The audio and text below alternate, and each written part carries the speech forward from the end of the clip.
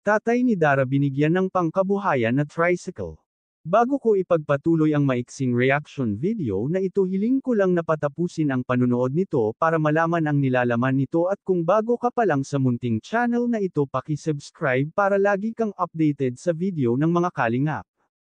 At pakisuportahan natin ang ama ng kalingap na si Val Santos Matubang, Ate Edna Vlog at si Kalingap Rab.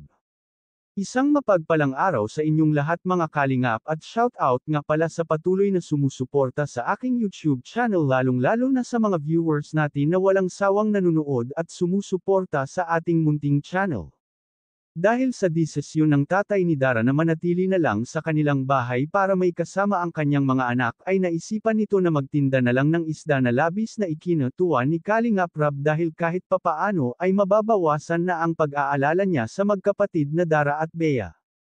May isang viewers na nagkomento na sana daw ay mabilhan ang tatay ni Dara ng tricycle para hindi na ito maglakad sa pagtinda ng isda, kumbaga isasakay niya ang isda sa tricycle habang inaalok sa tao. Dahil napakabigat ng isda kung ito ay kanyang bibit-bitin. Ito ay suggest lang naman ng ilan natin mga viewers. Pero kung sakaling tutuhanan ni Kalingap Rab na bibilhan niya ng tricycle ang tatay ni Dara, ay siguro tuwang-tuwa ito.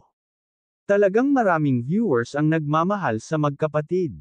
Kung maaalala nga natin ang sinabi ni Kalingap Rab na lahat ng request ng mga viewers basta ikabubuti ng magkapatid ay susundin niya.